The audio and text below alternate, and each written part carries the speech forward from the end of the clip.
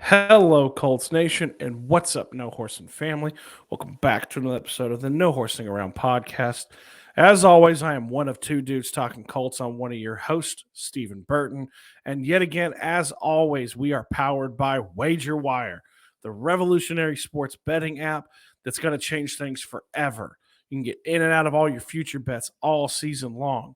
You can also get in and out of parlays. You can get out of your parlay before it goes belly up and trade on game lines all the way up to the moment the whistle blows. It's amazing, you guys. Make sure you go over, check them out. It scrolls across the bottom every time. At WagerWire on Twitter, and then go over to their website, wagerwire.com. You're going to see a little spot there. Drop in your email address, and they'll be sending you stuff to let you know when this app goes live, which is very, very soon. So we're going to do something a little different, you guys, today. We've been doing the coaching candidates for a while now. And today, a very controversial one interviewed, right? A very, very controversial one interviewed. Jeff Saturday. And instead of giving you guys a deep dive, because there's nothing to dive into on his background besides the fact that we know he was an outstanding player for the Colts, I'm going to give you the case why he should not be hired. I'm going to give you the case why he shouldn't even be, in my opinion, asked for a second interview. So buckle up, you guys. It's going to be fun. Okay, so why should he not be hired? He's not qualified. Okay, now here's the thing. We know like Dan Orlovsky and different people have come out and they've said different things about like, hey, he improved, the O-line improved. Yeah. Hey, he improved the yards per rushing attempt. Okay. Hey, they played harder. No, they didn't. Okay. They came apart at the seams. It's time to dive in. It's time to dig in now. The team, Jeff Saturday, was brought to the Colts, in my opinion, because they felt like he could be a leader of men. He said that. You guys can check it out at the top of our channel. I can lead men. He did not. Okay? When push came to shove, they folded. Ballard even said they lost their competitive competence. When the pressure got there, they got out. Okay? He won his first game. Great. He then proceeded to lose the next 7, and he lost a lot of them outside of the Eagles game in historically bad fashion. We're talking negative 87-point differential, 33 points in the fourth quarter versus the Cowboys, 34-point comeback against the Minnesota Vikings, losing in overtime in the last game against the Houston Texans, the worst team in the NFL, and you lost because you couldn't hold them on a 4th and 12 and then a 4th and 20. And then a 2-point conversion. I'm sorry. I know a lot of people are going to say, well, he walked into a dumpster fire. Like, what could he do? Better than that. Okay. The Carolina Panthers went much better. I think I'm trying to remember what Steve Wilkes went. And they traded away Robbie Anderson, Christian McCaffrey. They had a rotating cast of PJ Walker, Sam Darnold, okay, and Baker Mayfield, who they traded away. At one point, they had traded away their starting quarterback, their starting running back, and their starting wide receiver. And they still managed to fight for the division till the end. Here's another case. Who the hell's going to be his staff? Because here's the deal. He has no connections. Are we looking at a Dan Orlovsky as the offensive coordinator? What's he going to do? Who's he going to call on? He's not going to be able to put together a competent staff. And that leads to the third thing. Another reason why he can't. No one, and by no one, I mean no one, is going to want to come here and work. I'm sorry. It's the truth. If you interview 11 other candidates, highly qualified, and then you turn around as Jim Irsay and you sell the fans that he was the best, you are lying. And you are doing such a disservice.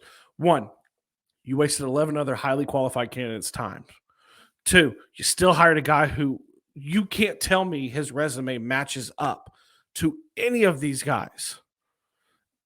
3, the NFL is going to be pissed because it's going to look, whether you want to say it or not, it's going to look like it was this way from the beginning, and you flaunted at the Rooney Rule and you flaunted at the hiring practices. And finally, 4th, 5th, whatever it is, it's 100% going to be Irsay's decision. How do we know? Oh, well, maybe Ballard really liked him. Ballard came out in his presser at the end of the season and said once he made the choice, we were going to Jeff Saturday, there was no more discussion. Once Jim Irsay, plain and simple, Ballard let you know that was not his decision. It was Irsay. So if Irsay steps in again to make Jeff Saturday the head coach because he feels he could be a good, solid head coach, the disarray inside that office is going to drive people away to not want to be there. Drive people, drive players. I tweeted out that I think that if he pulls that, and Zach Kiefer has come out and said he doesn't think that he will. He's going to let Ballard. Mike Chappell has come out. These are two highly respected people, and said he doesn't think Irsay is going to do that. He's going to let Ballard decide it. A couple of guys I know who I trust really well have said the same thing. If he does it, this hire will more than likely put the Colts into a spiral that will take a decade to get out of. It just is what it is. And you can argue with me that true fans don't leave, and you're right. True fans will be there. I'll be there. I'll support. I'll hope Jeff Saturday does well.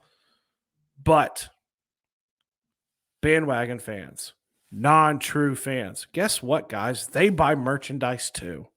They buy tickets too. They buy all that stuff as well.